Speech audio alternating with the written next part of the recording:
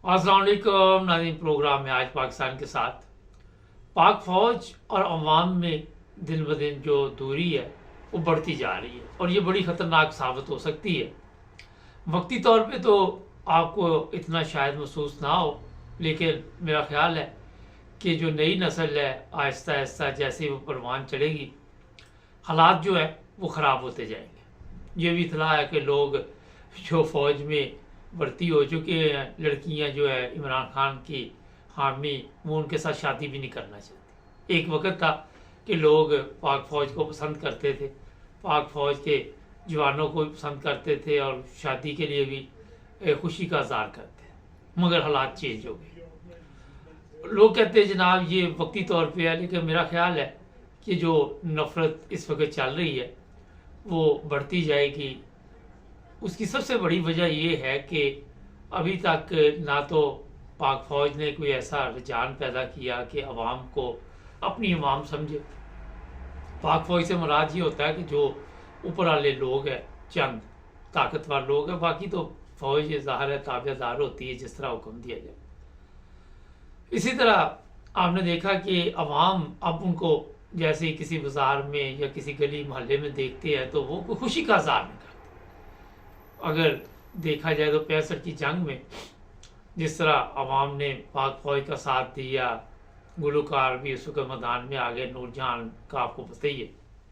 लेकिन अब तब्दीली आ चुकी है और ये एक ऐसा खतरनाक खेल है जिसमें दुश्मन कामयाब हुआ है और दुश्मन को कामयाब करने में मेरा ख्याल है कि उसमें अहम किरदार जो है हमारे वो ताकतवर लोग हैं जो अपनी मर्ज़ी से गवर्नमेंट लेके आते हैं, अपनी मर्ज़ी से गवर्नमेंट को चलता करते हैं और उनको कोई परवाह नहीं। होता है ना कि एक गलती हुई है, उस गलती की वजह से आप कुछ ना कुछ दुरुस्त जो आपका किबला है वो दुरुस्त करें, मगर नज़र नहीं आ रहा। नज़र यही आ रहा है कि ये जो गैंग है ये मरते दम तक इसी तरह गवर्नमेंट में रहेगा और अपनी मर्ज़ी के साथ अदालतों से फैसले होंगे, इदारे चलाए जाएंगे। हर जगह पे आपने देखा कोई रिटायर फौजी है वो पहुंच जाता है, जनरल कर्नल।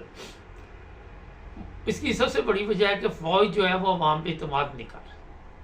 इतमाद ना करने की वजह से अवाम जो है वो इनसे दूर होती जा रही है। आपने देखा हज़ारों लोग जो है मुल्क छोड़कर दूसरे मुल्कों में जा रहे हैं। क्या वजह है? वजह यही है कि वहाँ पे उनको पता है कि हमारा कोई हाल नहीं है पाकिस्तान में, ना तो हमारी जो डिग्रियाँ हम ले फिर रहे हैं इसकी कोई वैल्यू है।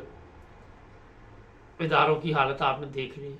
ये अफ़गानिस्तान की एयरलाइन मेरा हाल इतना अरसा नहीं हुआ वो चली है और वो मुनाफा बख्श कारोबार दे रही है। हमारे जो एयरलाइन है, रेलवे है, जो भी है उसका आपने देखा वो बेड़ा गर्क हुआ होगा, क्योंकि उसे प्राइवेट करना चाहते हैं। जब इन्हीं लोगों में से वो ख़रीद लेंगे तो फिर ये मुनाफा बख्श बिज़नेस शुरू हो जाएगा। अमीर लोग हैं ख़रीद सकते हैं। इसी तरह ये मुल्क की आहिस्ता आहिस्ता जो भी आपने देखा जिसको आप प्रॉपर्टी कह सकते हैं वो बेच रहे हैं। ये पाकिस्तान की प्रॉपर्टी है, एयरपोर्ट है, ये सब कुछ बेचने के बाद क्या रह जाएगा? खाली हाथ। और जिन लोगों को आप दे रहे हैं फिर उनके मुताबिक आपको चलना पड़ेगा। वो जिस तरह के सिस्टम को चलाएंगे उसी तरह चलेगा। ये बातें इसलिए मैं आपको बता रहा हूँ, पहले भी मैंने प्रोग्राम बताया कि ये फ़लस्तीन का भी मिलता जुलता यही हाल था। वो लोग भी अपनी ज़मीनें बेच देते थे और उस वक़्त उन्होंने ये गौर नहीं किया कि कल को ये एक अजाब पड़ जाएगा। आज बेशुमार लोग जान से जा रहे हैं वहाँ पे। आलमी दुनिया खामोश है और वहाँ पे यही बताया जाता है कभी 2 दिन की जंग बंदी हो रही, कभी 3 दिन की जंग बंदी हो रही। पाकिस्तान इस वक्त जहाँ पे आप देख रहे हैं नक्शे में, ये ताकतवर जो ममालिक है उनके लिए बड़ा ज़रूरी है, क्योंकि यहाँ पे बैठकर वो हर तरफ जो हालात है उनका मुकाबला कर सकते हैं। आपने देखा हमारे जो साबिक जर्नैल थे उन्होंने, मुशर्रफ भी उसमें शामिल है, उसमें जरदारी भी शामिल है, पैसा लिया अमेरिका को, वहाँ पे अड्डे दे दिए और फिर वहाँ पे आप सब के इल्म में है कि कोई हिसाब नहीं था, जो मर्ज़ी होता रहे, जितने मर्ज़ी लोग मर जाएं। कल एक वीडियो नज़र आ रही थी मुझे, मैं जो फ़ौज की बात कर रहा था कि वहाँ पे स्कूलों में बच्चों को अब पता चल चुका है कि हमारे नौजवान जो है वो गायब कौन करता है, हेलीकॉप्टर से कौन कराता है। एक तालीम दी जा रही है स्कूल के बच्चों को। दूसरी तरफ फौज के जवान जाके स्कूलों में बताते हैं कि हम बड़े अच्छे हैं।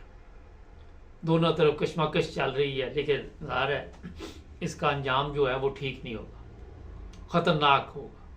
इसलिए मैंने आपको ख़तरनाक लफ्ज़ बोला कि जब किसी कौम को तबाह करना हो तो उसके अंदर फूट डाल दो।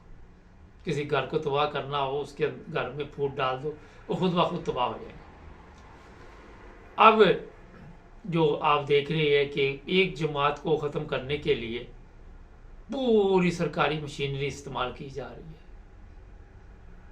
एक कल की अपना तस्वीर भी चल रही है कमरजीत बाजवा की, वो भी किसी औरत के साथ याशी कर रहा है, सोशल मीडिया पे चल रही है, मेरे पास ही मौजूद है।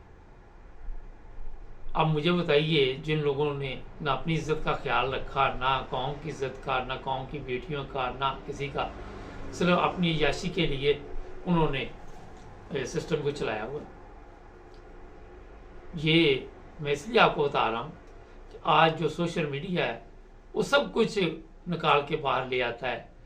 ये लोग समझते हैं कि हम ही सिर्फ वीडियो बना सकते हैं, मगर मेरा ख्याल जिन होटलों में, क्लबों में, जिन फार्म हाउस में ये जाके रहते हैं, याशी करते हैं, वहाँ पे वीडियो बनाना कोई मुश्किल काम नहीं। जिन्होंने इनको जगह दी होती है, जिन्होंने याशी के लिए इनके वो ज़राए दिए होते हैं, वो ज़ाहिर वीडियो ही बना लेते हैं। फिर वक्त आने पे वो वीडियो जो है वो अपलोड कर देते हैं, कोई तस्वीरें अपलोड कर देते हैं।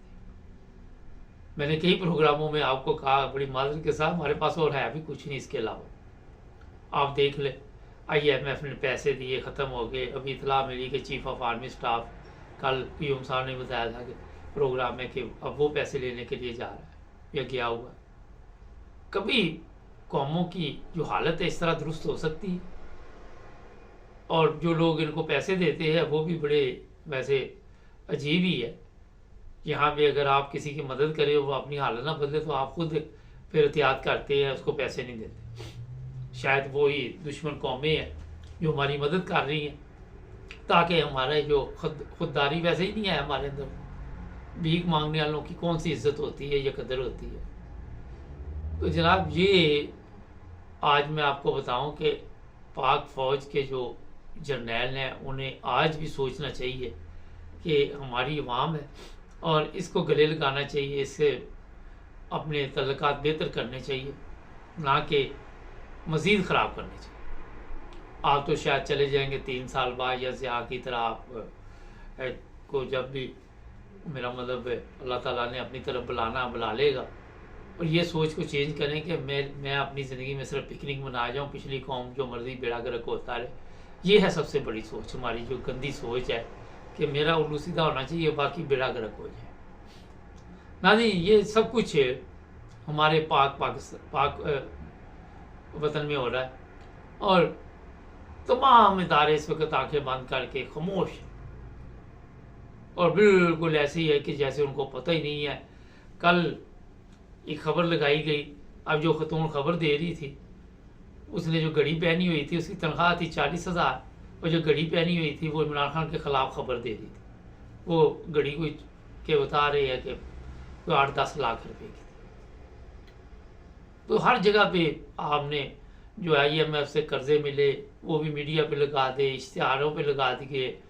जो अवाम के मसाइल थे उनमें कोई फ़र्क नहीं पड़ा, उनमें यही पड़ा कि उनको आप ले आते हैं बिरयानी की प्लेट खिलाकर, उनको पता भी नहीं होता किधर जाना है। जैसे उनको नहीं ना पता कि हमने किधर जाना है, इस तरह मुल्क को भी नहीं पता कि हम किधर जा रहे हैं, इदारों को भी नहीं पता किधर जा रहे हैं। जो आप लोग लेके आते हैं उनको नहीं पता होता कि हम किस जलसे में गए या किस जुलूस में गए या किस मकसद के लिए गए।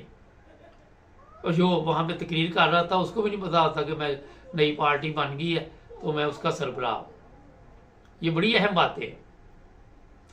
कौम को किसी चीज़ का पता नहीं है, इदारों को किसी चीज़ का पता नहीं है, ताकतवर लोगों को स्वाय याशी की और किसी चीज़ का पता नहीं है।